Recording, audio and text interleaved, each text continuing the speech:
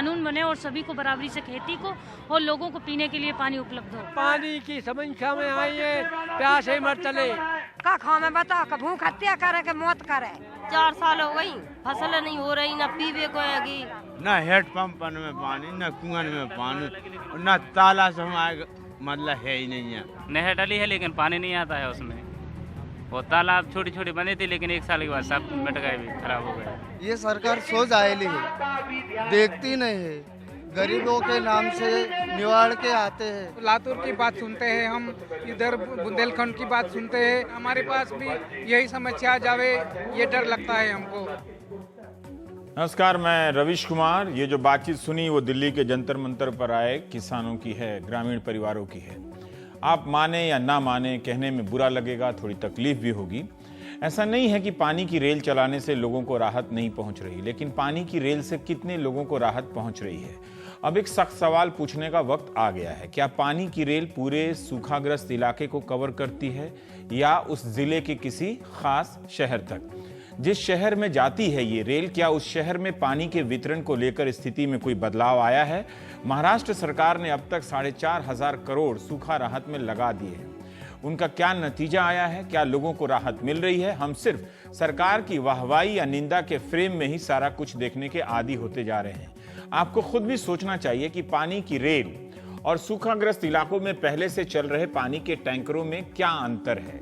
जैसे पानी की रेल जब लातूर पहुंची तो इसे एक बड़े प्रयास के रूप में दिखाया गया, लेकिन उसी लातूर शहर में सैकड़ों पानी के टैंकर चल रहे हैं। फर्क यही है कि वे सारे टैंकर अलग अलग ट्रैक्टरों से खींचे जा रहे हैं। पानी की रेल एक कतार में टैंकरों को खींचती हुई चली आ रही है। इसमें कोई शक नहीं कि दूसरी जगह से पानी भरकर लाने में एक मजबूत सरकारी इरादा तो दिखता है, लेकिन क्या यह सवाल पूछने का वक्त नहीं आ गया कि इसके पहुंचने से लातूर शहर में ही क्या बदलाव आया? लातूर शहर की आबादी है 5 लाख। क्या आप जानते हैं कि पानी की रेल सिर्फ लातूर शहर के लिए चली है, जिले के गांवों के लिए नहीं चली है? 2011 की जनगणना के अनुसार लातूर के गांवों में आबादी जो है वो 17 से 18 लाख बताई जाती है। तो यह पानी की रेल चली है 5 लाख की शहरी आबादी के लिए, 17-18 लाख की ग्रामीण आबादी के लिए रेल नहीं चली है। वहां क्या हो रहा है इसका कोई वीडियो चलते हुए आपको नहीं दिखाया गया होगा। पानी की रेल को ऐसे पेश किया जा रहा है जैसे इसने पहुंचकर लातूर की आबादी की प्यास बुझाने का काम किया। हमारी सहयोगी सांतिया ने बताया कि कुछ ही दिन के भीतर टैंकरों के दाम भी वहां बढ़ गए हैं। एक टैंकर का औसत दाम हो गया 1500 रुपए, जो कुछ दिन पहले तक 1200 रुपए था, जो फरवरी में 500 रुपए था प्रति टैंकर। इसलिए जरूरी है कि जो तस्वीर आप देख रहे हैं या दिखाई जा रही है या जिसकी बार बार बात हो रही है, उसे खुरच कर उसकी परतों को भी देखें। यह भी समझिए कि सूखा सिर्फ लातूर में नहीं पड़ा है, लातूर के आसपास के तमाम जिलों में भी, परभनी, बीड़, उस्मानाबाद में भी पड़ा है। लेकिन किसी वजह से सूखे की चर्चा और समाधान के प्रयासों का केंद्र लातूर बन गया है। इसमें मीडिया की भी भूमिका हो सकती है, लेकिन आपको प्रिंट से लेकर टीवी तक का हिसाब देखना होगा। कई पत्रकार लातूर के अलावा भी अन्य जगहों पर जा रहे हैं। पानी की रेल गई भी तो शहर के लिए, गांव के लिए क्या हुआ यह सोचिएगा, क्योंकि सांतिया ने जब लातूर के जिला प्रशासन से फोन पर बात की तो उन्होंने भी यही पुष्टि की कि पानी की रेल सिर्फ लातूर शहर के लिए चली है। तो हमने यही जानने का प्रयास किया कि उस शहर में हालात क्या बदले। अभी बताया कि 5 लाख की शहरी आबादी है, वहां कितने लाख लीटर पानी की आवश्यकता होती होगी। इस पर जिला प्रशासन मानता है कि शहर को हर दिन 2.5 करोड़ लीटर पानी चाहिए। सामाजिक कार्यकर्ता अतुल देवलेकर का कहना है कि 5 करोड़ लीटर पानी की जरूरत है, तो इसी में 2.5 करोड़ का अंतर आ गया। सिटी कलेक्टर ने हमारी सहयोगी सांतिया को बताया कि इस वक्त अलग अलग जरिए से 1 करोड़ 20 लाख लीटर पानी की सप्लाई है। इसमें से 30 से 40 लाख लीटर पानी बोरवेल से आ रहा है, 25 लाख लीटर पानी रेल से, बांध और चेकडैम से 40 लाख लीटर पानी आ रहा है और 5 लाख लीटर पानी जो है 5 लाख लीटर पानी बांध और नदियों की तलहटी की खुदाई कर निकाला जा रहा है। 18 लाख की ग्रामीण आबादी के लिए पानी के लिए रेल नहीं चली है, चली है 5 लाख शहरी आबादी के लिए। गांव के लोगों का सबसे बड़ा कसूर यह है कि वे ट्विटर पे नहीं है और इन्हें हैशटैग चलाना नहीं आता है। 2.5 करोड़ लीटर पानी चाहिए और इंतजाम है 1 करोड़ 20 लाख लीटर पानी का। प्रशासन के दावे के अनुसार जितना जरूरी है उसका पानी, आधा ही पानी उपलब्ध हो रहा है। स्थानीय लोगों ने सांतिया को बताया कि पहले भी निगम वाले पानी का टैंकर लातूर शहर में 8 से 10 दिन के अंतर पर भेजते थे।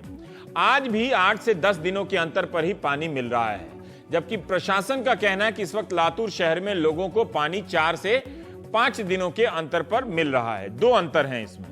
सूखे के वक्त पानी का हिसाब सामान्य दिनों से काफी कम लगाया जाता है ताकि सबको कुछ कुछ मिले।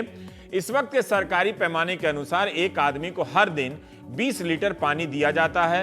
एक परिवार में 4 लोग हुए तो 80 लीटर पानी रोज मिलेगा। यह पानी सिर्फ पीने और खाना बनाने के लिए होता है। 10 दिन के अंतर से टैंकर आएगा तो 800 लीटर पानी चाहिए 10 दिन के लिए, लेकिन निगम की तरफ से 10 दिन पर 200 लीटर पानी दिया जा रहा है। पानी चाहिए 1 गिलास, सरकार पहुंचा रही है 1 कटोरी। जाहिर है सरकार के पास समंदर तो है नहीं, लेकिन पानी की रेल को समंदर भी ना समझा जाए। यह भी समझिए कि 8 से 10 दिन में जो टैंकर आते हैं वो 2 से 3 दिन का ही पानी देकर जाते हैं। ऐसा नहीं है कि सरकारें प्रयास नहीं कर रही हैं, लेकिन यह समझना होगा कि क्या यह प्रयास पर्याप्त है, कितना बुनियादी और दूरगामी हल के लिए है, कितना नाम के लिए है और कितना दिखावे के लिए। पानी की रेल तो एक ही जगह चली है, लेकिन ऐसे दिखाया जा रहा है जैसे सारे सूखाग्रस्त इलाकों में ये चल रही है। सांतिया ने प्रशासन से बात कर बताया कि लातूर के करीब 940 गांवों में 17-18 लाख की आबादी रहती है। गांव के लिए रेल नहीं चली है, लेकिन सूखा घोषित होने पर 9 चरण यानी 9 काम सरकार ने सबके लिए तय किए हैं। इसके तहत नए बोरवेल की खुदाई होगी, पुराने बोरवेल की मरम्मत की जाएगी, पहले से मौजूद बोरवेल को गहरा किया जाएगा और कुओं की सफाई होगी, हैंडपंप की मरम्मत, अस्थायी तौर से पानी की आपूर्ति सुनिश्चित की जाएगी।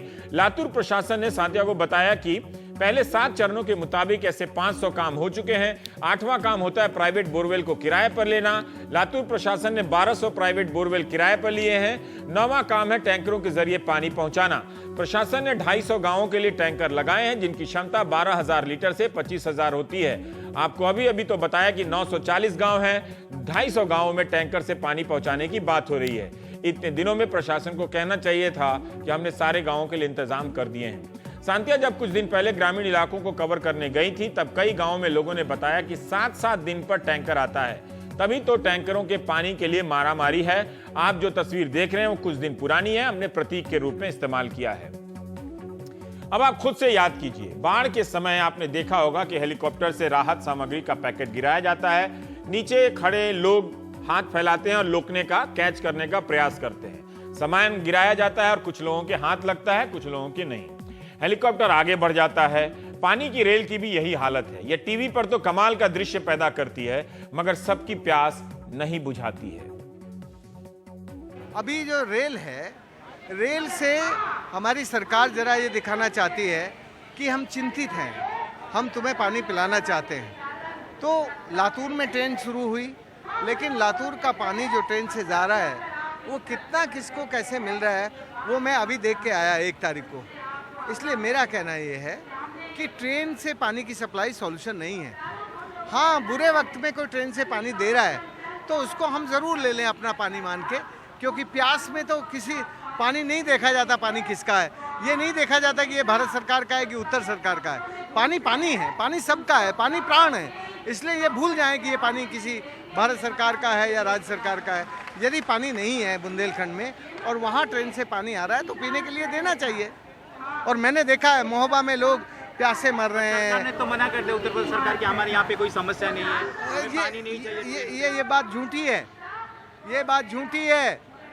बुंदेलखंड से आया हूँ मैं, महोबा से आया हूँ, छतरपुर, टीकमगढ़, ये मेरे देखे हुए जिले हैं जहाँ लोग बेपानी होके अपना गांव छोड़ के लाचार होके जा रहे हैं। वहाँ पे पानी है ही नहीं, पानी का संकट है, बेपानी होके लोग मर रहे हैं प्यासे। इसके बाद वहीं जंतर मंतर पर हमारे सहयोगी सुशील महापात्रा ने कुछ लोगों से बात की। 13 राज्यों से आए किसान परिवारों ने जल सत्याग्रह शुरू किया है। ये सभी सूखाग्रस्त इलाकों से चलकर दिल्ली आए हैं। सैकड़ों की संख्या में महिला और पुरुष किसान यहां आए हैं। आप सभी को जंतर मंतर जाकर इन किसानों से भी बात कर समझना चाहिए कि सूखे से उनके जीवन पर क्या असर पड़ता है। सुशील को मध्य प्रदेश से आई एक बुजुर्ग महिला ने अपनी हथेली दिखाई। आप दर्शक भी इस हथेली को देखिए। महिला ने कहा कि दूर से पानी का बर्तन भरकर लाने से हाथ में छाले पड़ गए हैं। उन्होंने बताया कि उसे पानी लाने के लिए 4-4 घंटे तक पैदल चलना पड़ता है। 60 साल की उम्र में किसी को 4 घंटे पैदल चलकर पानी लाना हो तो उसकी तकलीफ के आगे पानी की रेल का वीडियो दिखाना एक मजाक से कम नहीं है। कम से कम यह पानी की रेल यह बताए कि इसके आने से लोगों का पानी के लिए 4-4 घंटे पैदल चलना बंद हुआ या नहीं। गुजरात से आई एक महिला भी यही शिकायत कर रही थी। उन्होंने बताया कि 15 किलोमीटर तक पानी के लिए चलना पड़ता है। आपको वाकई हैरानी होनी चाहिए और बिल्कुल यकीन नहीं करना चाहिए कि पानी के लिए किसी को 15 किलोमीटर पैदल चलना होता होगा। तभी तो ये महिलाएं आई हैं ताकि आपको बता सकें, आपको दिखा सकें। कई लोग बात करते हुए भावुक भी हो गए और क्रोधित भी। जिला जालौन से हम जो है ग्राम ननावली रामपुरा के पास है, वहाँ से आए हुए हैं। और हमारे यहाँ जो है पानी की मतलब जो है इतनी कमी है कि कमी के कारण जो है खेती बाड़ी में कुछ नहीं हुआ है। और गरीब आदमियों की जो है आदमी ने जो बोया था वो उसमें खेती में नहीं हुआ है। कर्जा भी ज़्यादा हो गया है, पैसा देने से लाचार हो गया है। और मतलब जो है किसी ने ग्रीन कार्ड बनवाए हैं, वो ग्रीन कार्ड का पैसा नहीं दे पा रहा है, लोग मरते हैं, भूखों मरते हैं। ऐसी समस्या कठिनाई जो है बहुत ज़्यादा पड़ी हुई है। सबसे बड़ी कठिनाई हमारे यहाँ देहात क्षेत्र की बहुत बड़ी है, जहाँ की यानी पूरा हमारा देहात क्षेत्र सूखा पड़ा है, बोया नहीं, जहाँ खाली पड़ा है, खाली पड़ा है, बोया नहीं है। हमारे ग्रामीण क्षेत्र में देहर की ज़मीन को समतल होना चाहिए, समतल करवाइए, वहाँ पर एक ट्यूबवेल लगवाना चाहिए।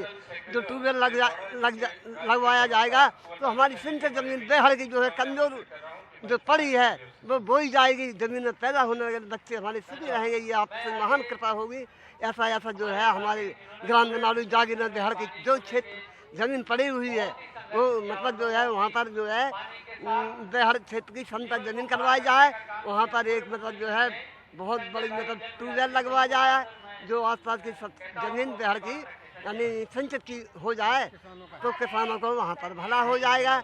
यही हमारा निवेदन है, यही हमारी मतलब जो है मांग है, यही हमारा। और दूसरी बात यह है हम आए बड़ी दूर से करके हटेंगे, उन्हें कर दे मेरा फैसला, मर के मिटेंगे, लड़ेंगे जीतेंगे, लड़ेंगे जीतेंगे, लड़ेंगे जीतेंगे। आपका नाम क्या है? आपका उम्र कितना है? बाबू ननावली जागीर। और आपकी उम्र कितना है? हमारी उम्र हो गई कम से कम 80 साल की है। हाँ 80 के। 80 साल की उम्र में दिल्ली आए हैं बताने के लिए कि क्या समस्या है।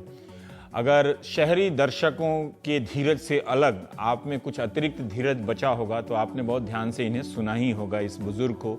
ऐसे ही पहले के नेता दिखते थे, ऐसे ही पहले के लोग दिखते थे, लेकिन अब भी हिंदुस्तान ऐसा ही दिखता है मगर इनकी समस्याएं अब कोई सुनने वाला नहीं है। अगर गाँव में इस तरह के काम हुआ होता तो इतनी बेचैनी, इतना गुस्सा नहीं दिखता, लेकिन आप ट्विटर पे जाइए, वहाँ हिंदुस्तान बदल चुका है। हर पानी की रेल एक और जगह आई, बल्कि ट्विटर पर जन्नत अवतरित हो चुका है। एक और जगह पानी की रेल आई। आप जानते हैं कि मध्य प्रदेश और उत्तर प्रदेश के बुंदेलखंड इलाके में भयंकर सूखा है। बुंदेलखंड के लिए आज केंद्र सरकार ने पानी की एक ट्रेन झांसी भेज दी। किसी ने यह तक नहीं देखा कि जो टैंकर झांसी स्टेशन पर खड़े हैं वो खड़े हैं या नहीं, उनमें पानी है या नहीं, लेकिन राजनीति शुरू हो गई। यूपी के मुख्यमंत्री अखिलेश यादव ने पानी की रेल लेने से मना कर दिया। राज्य सरकार की तरफ से कहा गया कि पानी की रेल भेजने से पहले किसी ने जिला प्रशासन से पूछा तक नहीं कि पानी चाहिए या नहीं। अगर ये बात तथ्यात्मक रूप से सही है तो कायदे से राज्य को बताना तो चाहिए था। यूपी सरकार का कहना है कि ट्रेन पहुंचने के बाद रेलवे ने जिला प्रशासन को सूचना दी। यही नहीं, अखिलेश सरकार ने 10,000 टैंकर मांगे थे, वो भी खाली पानी वाले नहीं, क्योंकि उनका कहना है पानी राज्य के पास है। केंद्र सरकार हमें टैंकर रेल के जरिए पानी की आवश्यकता है नहीं। हमको अभी हमने आज भी समीक्षा कर ली कि हमारे जहाँ जहाँ टैंकर की आवश्यकता है कई गाँव में, वो आंकलन पूरा हो गया है, टैंकर खरीद लिए गए, टैंकर से पानी पहुंचाया जा रहा है। ऐसी दिक्कत नहीं है हमारे यहाँ कि हमें कोई बाहर से रेल के माध्यम से अभी पानी की आवश्यकता हो। थोड़ी देर पहले आपने राजेंद्र सिंह को सुना था कि बुंदेलखंड के इलाके में पानी की किस तरह से समस्या है, लेकिन चीफ सेक्रेटरी होते हैं, उन्होंने कहा कि ऐसी कोई दिक्कत नहीं है। बीजेपी ने भी जवाब देने में देरी नहीं की। बीजेपी के उत्तर प्रदेश अध्यक्ष केशव प्रसाद मौर्य ने कहा कि राज्य सरकार को पानी पर राजनीति नहीं करनी चाहिए। जब पानी की ट्रेन गई है तो पानी को वापस करना गलत है। जल संसाधन मंत्री उमा भारती ने भी कहा कि बुंदेलखंड के बीजेपी सांसदों ने अपने इलाके में पानी की किल्लत की बात कही थी, जिसके बाद पानी भेजा गया। वो केंद्र से पानी क्यों मांग रहे थे? अगर पानी नहीं है तो क्या उन्होंने राज्य सरकार को चिट्ठी लिखी थी? अब ये सब भी समझिए कि क्या केंद्र और राज्य सांसद और विधायकों के बीच संबंध क्या बिगड़ नहीं रहे हैं? क्या अविश्वास ज्यादा गहरा नहीं हो रहा है? उमा भारती ने अखिलेश सरकार को इस सिलसिले में एक पत्र भी लिख दिया है। पानी अगर भारत सरकार के रेल मंत्रालय के माध्यम से वहां गया था तो स्वागत करना चाहिए था, और बुंदेलखंड की जो प्यासी जनता है उसकी प्यास बुझाने में सहयोग करना चाहिए था। लेकिन समाजवादी पार्टी की सरकार उसमें राजनीति कर रही है और हम जनता की सेवा करना चाहते हैं। प्रधानमंत्री जी ने हमको कहा है कि गरीबों की रोटी के पीने के पानी के नाम पर राजनीति नहीं करना है, लेकिन उत्तर प्रदेश की जो वर्तमान सरकार है, इनका स्वभाव है, ये एक विशेष प्रकार के अहंकार में चूर रहते हैं और इनको ये लगता है कि ये अपने तरीके की वोट बैंक की राजनीति जो इनकी रहती है, हम तो उससे भी चुनाव जीत जाते हैं, हम कुछ भी कर सकते हैं।